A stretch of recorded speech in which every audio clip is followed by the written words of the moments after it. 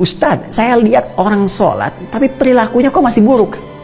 Bahkan baru keluar masjid, sudah ngobrol di imamnya. Baru keluar masjid, sudah membicarakan keburukan orang. Ada orang yang sholat, tapi susah meraih kesuksesan. Gagal lagi, gagal lagi. Ada orang yang sholat, doanya belum terkabul. Masalahnya apa? Jadi, dari sekian yang dijanjikan itu, kenapa belum teraih? Ini pun, teman-teman sekalian, tidak luput dari keterangan Al-Quran. Tidak luput dari jawaban Al-Quran. Bahkan sebelum saya, Anda, kita bertanya, Allah sudah lebih dulu menyampaikan keterangan kepada kita.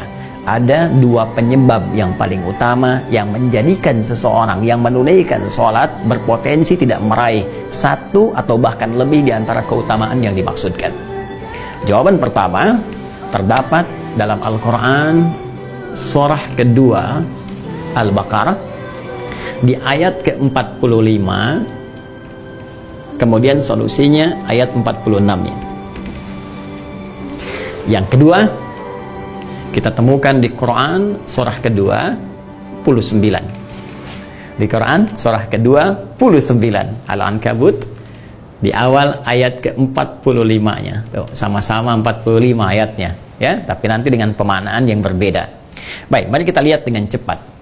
Apa penyebab orang sholat berpotensi belum atau tidak meraih apa yang dijanjikan ini?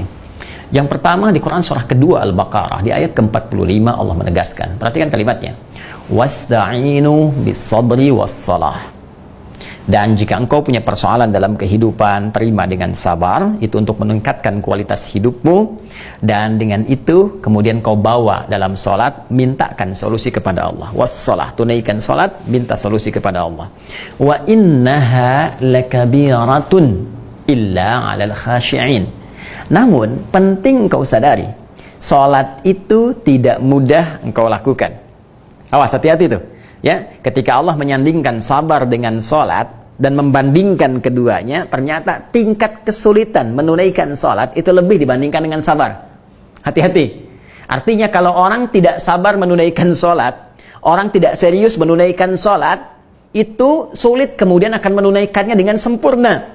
Jadi lebih mudah dalam bandingan Al-Quran, lebih mudah kita belajar berikhtiar untuk sabar dibandingkan kita menyempurnakan untuk menunaikan sholat dengan baik. Kalau kita tidak serius. Nah, tapi Allah tidak berhenti sampai situ. Supaya Anda tidak bertanya, kalau begitu, kalau sholatnya berat, kenapa kita diminta menunaikan? Hei, belum selesai ayatnya. Allah berikan jalan supaya sholat ini mudah ditunaikan oleh kita. Tapi kalau Anda nggak ikuti jalannya, tetap akan sulit bagi Anda. Jelas, seperti Anda nggak tahu ilmu sabar. Karena nggak tahu ilmu sabar, susah bersabar. Nggak tahu ilmu sholat, ya susah sholat dengan baik. Maka ayatnya kemudian memberikan penjelasan kepada kita, illa 'alal khashi'in, kecuali bagi orang-orang yang khusyuk dalam sholatnya. Jadi untuk menjadikan sholat itu termaknai, sholat itu mudah kita tunaikan, sholat itu benar kita tunaikan, kata Al-Quran pertama, tunaikan sholat itu dengan khusyuk. Ini poinnya, khusyuk. Jadi kalau kita ingin meraih keutamaan-keutamaan ini yang dijanjikan, hal-hal yang tadi dimaksudkan, maka syarat pertama kata Allah, tunaikan dengan khusyuk. Kalau nggak khusyuk, jadi berat sholatnya. Kalau nggak khusyuk, jadi beban sholatnya. Jangankan saat menunaikan sholat, saat dengar azan pun jadi seakan beban. Suara apa ini? Ini kok panggilan tiap hari datang terus? Ya Allah, iman Anda di mana, Cepi?